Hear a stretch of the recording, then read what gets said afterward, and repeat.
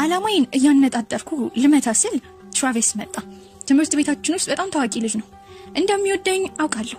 ነገር ግን እንደ ቡችላ ስለሚከታተለኝ በጣም ነው የሚያስጠላኝ። ግን እንቾት ኢላማውን ከሳትሽ እስምሻለሁ፣ ካልሳትሽ ደግሞ አንቺ ትስሚኛለሽ። እሺ እንዴታ?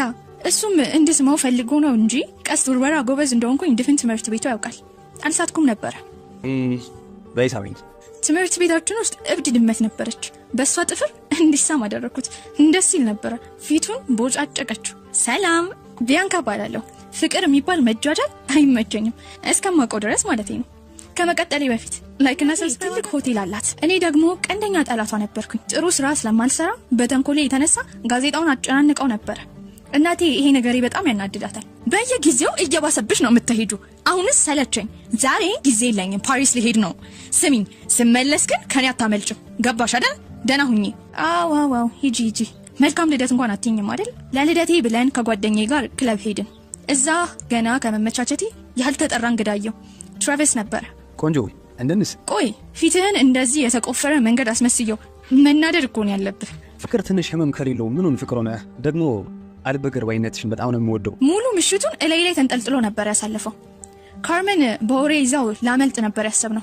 ነገር ግን ነቅቶ ነበርና ፊት ለፊቴ መጣ። መች አለቀና ወዴት ነው? ወዲያው ያየሁት ቪአይፒ ቤት ነበረ። ሮጬ ሄድኩኝ። እዛ ስገባ ግን በጣም የሚያስፈሩ ጋንግስተሮች ነበሩ።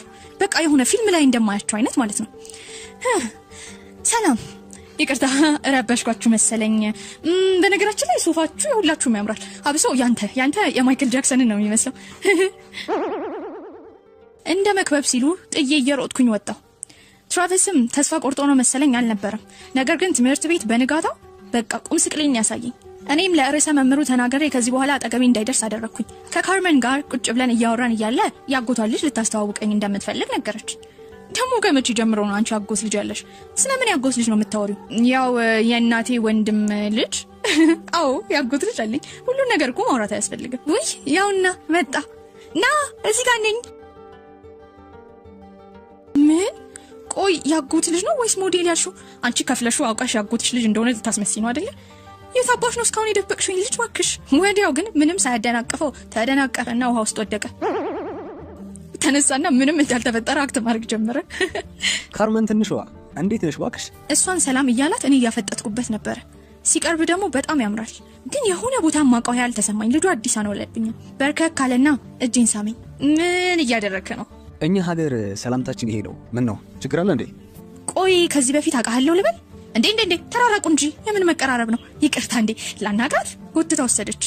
ምንድነው እንደዚህ መመሳሰጥ ባክሽ? አረ የሆነ ቦታ እኮ ማውቀው መስሎኝ ነው። አንቺ ምንድነው ችግርሽ? ይኸውልሽ በወንድ ጉዳይ አብጠርጥሬ አቅሻለሁ። ትንሽ ትጫወችባቸውና ትታያቸዋለሽ።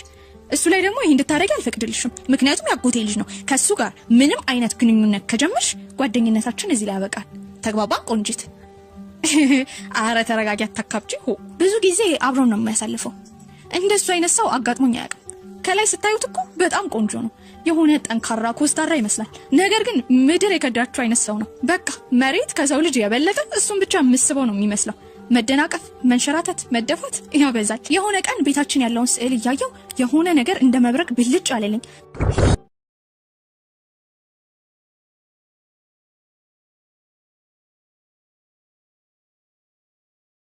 ስላተርን ከዚህ በፊት የማውቀው ቦታ ትዝ አለኝ። ልታምኚኝ ይገባል። ያጎትሽ የሆነ ድብቅ ማንነት አለው። ምን እያደረገ እንደሆነ አላውቅም። ብቻ ግን ያለው ማንነት ሁለት ነው። እኔና እናቴ የስዕል ኤግዚቢሽን የሄድን ጊዜ ስዕል ከሱ ገዝተናል። ለምንድን ነው የምታስለፈልፍኝ? እናቴን ፎቶውን ሳሳያት እንደተመሳሰሉባት ሁላ ነግራኛለች። ትንሽ ጸጉሩና የአይን ከለሩ እንጂ አንድ አይነት ናቸው። ውይ አታድክምኝ እስቲ። ይኸውልሽ ስላተር ህይወቱን ሙሉ ገጠር ነው የኖረው። አሁን ገና ነው እዚህ የመጣው። ገባሽ አይደለ? ያየሽው ሰው ማን ይሆን ማን የማውቀው ነገር የለም። የሰው ልጅ ዓለም ላይ 7 አይነት መንታዎች እሱን የሚመስሉ ሰዎች ይኖራሉ ይባላል። ምናልባት አንዱን አግኝተሽለት ሊሆን ይችላል፣ አላቅም። ነገር ግን ስዕል ያልሽው ነገር ደግሞ ጭራሽ ክብን እንኳን በስነ ስርዓት ክብ አድርጎ መሳል የማይችል ሰው ስዕል ሳለ ማለት ይሄ ዘበት ነው። ታዲያ በኔ ጉትጎታ እናቴ ደውላ ሰዓሊውን ልታገኘው እንደምትፈልግ እንድትናገር አደረኳት። እሱም ከከተማ ወጣ ስላለ ከትንሽ ወር በኋላ እንደሚመለስ ነገራት። እንደጠበቅኩት ታዲያ ስላተር ልክ እንደ ዝንብ ተታተረን ጀመረ። የሆነ ጊዜ እየሄድኩኝ እያለ ጥቁር መኪና ፊት ለፊቴ ቆመ። ያኔ ልጅ እስኪ ይህንን አፕል ግዢኝ፣ ለእርዳታ የሚውል ገንዘብ ነው። ትሳቂያለሽ? እሺ ማማ፣ በቃ ባስኬቱን ሙሉ ይስጡኝ። ከመቀበሌ በፊት ስላተር መጣና ሴትዮዋን ባስኬቱን አስጣላት። ስላተር ምን እያደረክ ነው? ወዲያው ሴትዮዋ መኪናውን ይዘው ሄዱ። ምን አፕል እኮ ነው። እኔስ ነዋት አይደለሁ። መቼም ያቺ አስማተኛው አሮጊት መታ አፕሉን መርዛል ለኔ አትሰጠኝ። ሆ ንቃ እንጂ ወንድሜ። ካገኘሽው ሰው እኮ ዕቃ መቀበል የለብሽም። ቤተሰቦችሽ እንዴት ይሄን አላስተማሩሽ? ስማ ተጠንቀቂ ልትለኝማ አትችልም። ባለፈው ከሻርክ ጋር አብረው ይሷኝ ነበር። ደግሞ ባለ አየሩ ፊኛ እሱ ላይ ራሱ እየሄድኩኝ እያለ እንደ ድንገት ፊኛው ይነድና ከዛ ላይ ወርጄ መሬት ምንም ሳልጎዳፍ ያለው አደጋ ጋር ፊት ለፊት ተገጣጥመን ስቄበት ያለፍኩኝ ሴት ነኝ። እሺ ለማንኛውም አትከታተለኝ። የሚከታተለኝ ሰው በጣም ነው የሚያስጠላኝ። እሱ ግን ጭራሽ ባሰበት። የሆነ ጊዜ ካፌ ቁጭ ብለን ሼክ ልንጠጣ ነበረ። 3 አዘዝንና አስተናጋጇ ልክ እንዳመጣችልን ማሽተት ጀመረ። ቆይ አፒታይቴን ልዘጋው ከፈለክ ደስ ይበል። አስጠልቶኛል መጠጣት። ከዛ የሆነ ነገር ኮሽ አለ። ዘሎ ላይ ወጣ። አስተናጋጇ ነበረች ብርጭቆ የሰበረችው። ሰው ሁሉ ምን ተፈጠረ ብሎ በግርምት እያየን ነበር። ያማሃል እንዴ? ቆይ አልገባኝም። ምን እየሆናችሁ ነው? የሆነ ነገር ከተፈጠረ ብዬ እኮ ነው። ቆይ ይሄ ነገር ይግባኝ እና ችግር ቢፈጠርስ ከኔ ከዘመዳ አስበልጠ እሷን ነው ከችግሩ የምታድናት ማለት ነው? ሆ ጉድ እኮ ነው ዘንድሮ።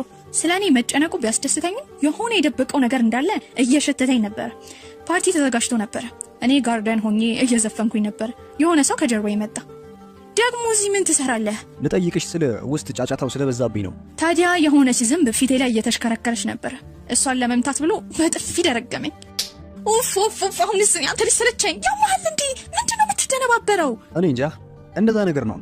ከተወለድኩ ጀምሮ እንደዚህ ነኝ። ግን ቆንጆ ሴት ሳይ ይብስብኛል። ማለት ምን ማለት እንደፈለኩ ገብቶሻል? ልቀርበው ብፈልግም ጓደኛዬ ማጣት አልፈልግም። ቀጭን ትዕዛዝ ስለሰጠችኝ ልቀርበው አልፈለኩም ነበር። የሆነ ቀን ቆሻሻ ቅርጫት ውስጥ ገብቶ መውጣት አቅቶ ታየው። ደግሞ አሁን ምን ሆነህ ነው? በእናትሽ ከዚህኝ ልጎትታው ስል እንደ ድንገት ከንፈራችን ሲነካካ ካርመን ታይና ጥላን ትሄዳለች። ተከትያት ሄድኩኝ። ቆይ ላስረዳሽ፣ ምንም እንደምታስቢ አይደለም። ላግዘው ስል ብቻ ነው። የተፈጠረውን ነገር አላውቅም፣ ግን እየተፈጠረ ያለውን ነገር ከአይንሽ መረዳት አያቀተኝም። ጓደኛዬ ራስሽን ጠብቂ። እሱ ላንቺ የሚሆን አይነት ሰው አይደለም እኮ። እውነትሽን እኮ ነው። ምን ላንቺ የሚሆን ሰው አይደለም? ምን ማለት ፈልጋ ነው? የሆነ ቀን ብቻዬን ሆኜ ቀስት እየተለማመድኩኝ እያለ የሆነ ሰው ቀስት ወርውሮ ከኋላ ሳተኝ። ለትንሽ ነበረ፣ ስላተር ነበረ። አንተ ደንባራ እንደው ምን አባቴ ላድርግህ አንተ ልጅ? እንዲቆይ ልገለኝ ነው የምትፈልገው? ችግር አለብህ? ኧረ ተሳስቼ ነው፣ ይቅርታ። በቃ አጠገቤ አትድረስ፣ አያገባኝም። እንዴ እሱን ስታዩ ነይ ምሳ ልጋብዝሽ። እንደዛ አትልም እንዴ? ከመጀመሪያው እየሄድን እያለ ድንብርብር ይላል። ቆይ ምን እያደረገ ነው? ለምንድን ነው የሚከታተለኝ? ቅድም ራሱ የእውነት ሊገለኝ ፈልጎ ነበር እንዴ? ቢያንካ ማታ የምነግርሽ ነገር አለ። እንገናኝ፣ ቦታውን ልክንሻለሁ በቴክስት ማለትና አሁን ወደ ምሳ እየሄድና እንዴ? ምሳ ላይ አልነግረኝም? የምን ምሳ? አይ በቃ እራት ይሻላል። እዚህ ጋር ወደ ሾፌር መረጃ ለዚህ ጋር ብሎ ጥሎኝ ሄደ። የሆነ ነገርም አለ። ግን ሊላኝ የፈለገውን ነገር ለመስማት ማታ እራት ለመሄድ ትንሽ እንኳን አላሰብኩም ነበር። ያረጀ ህንፃ ላይ ነበር። የምንሄድበት ቦታ ሊፍት እንኳን የለውም። እስከ 8ኛ ፎቅ ድረስ በደረጃ እየሄድን ነበር። እሱም እንደ ልጅ ከኋላ ልብሴን ይዞ ነበር። ወይኔ እስቲ ልቀቀኝ! ምን ሆነህ ነው ሰውዬ? እንዴ አረፈራለሁ እባክሽ። እና ለምን እዚህ እንገናኝ አልከኝ ሲጀመር? ቆይ ሊገፈትረኝ ፈልጎ ቢሆንስ? በልበል ዞር በልልኛውን ከተገቢ። እላይ ስንደርስ ግን ነገሩ በተቃራኒ ነበረ። እራት አዘጋጅተው ነበረ። ምግቡ በአበቦች አሸብርቋል። ሻማዎቹ ደግሞ ጣል ጣል ተደርገዋል። ቆይ ካርመን እኮ እኔ እናንተ አንድ ላይ እንድንሆን አትፈልግም? አዎ ለምን እንደሆነ አይገባኝም። አዎ እሱማ እውነቷን ነው። ከኔ ልታርቅ ፈልጋ ነው። ፍቅር የሚባል ነገር ይዞኝ አያውቅም። ብዙ ወንዶች ላይ ስሜታቸው ላይ ተጫውቻለሁ። እሱ አይካድም። ሳላስበው ህይወቴን ሁሉ ዝርግፍ አድርጌ ነገርኩት። እናቴ በጣም ተጎድታለች።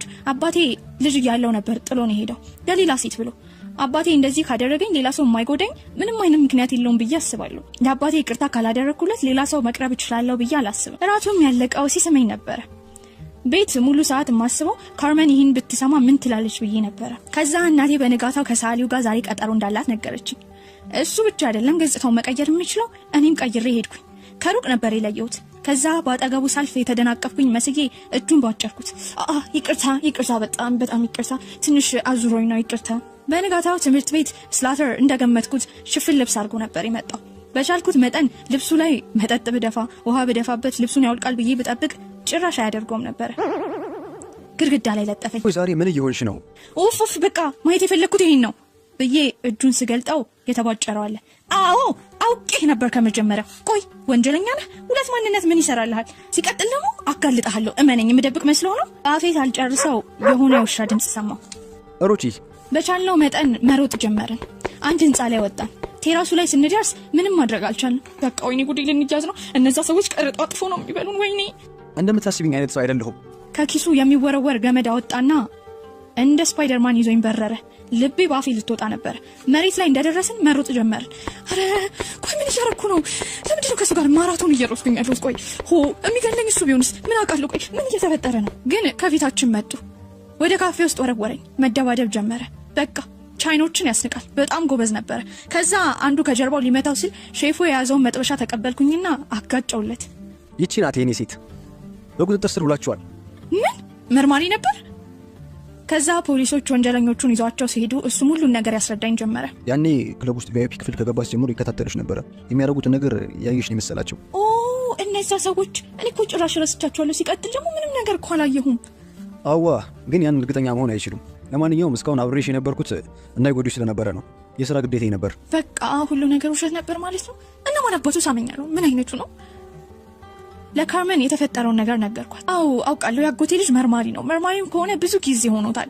ያው ለመርማሪነት ብሎ ነው ትምህርቱን ላይ ያቋረጠው። ከመጀመሪያው ላስጠነቅቅሽ ፈልጌ ነበር ስልሽ ለሱ ይሄ ስራው ነው፣ ለአንቺ ደግሞ ትክክለኛ ስሜትሽን እያወጣሽ ነበር።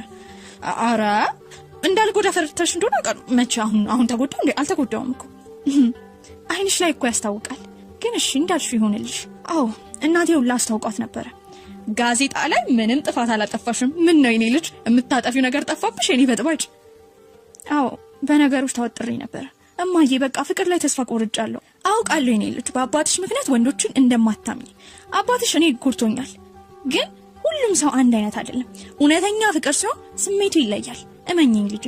እናቴም እንድዝናናና ነገሮችን እንረሳ ጉዞ ልትወስደኝና ከከተማ ልታስወጣኝ እንደሆነ ነገረችኝ።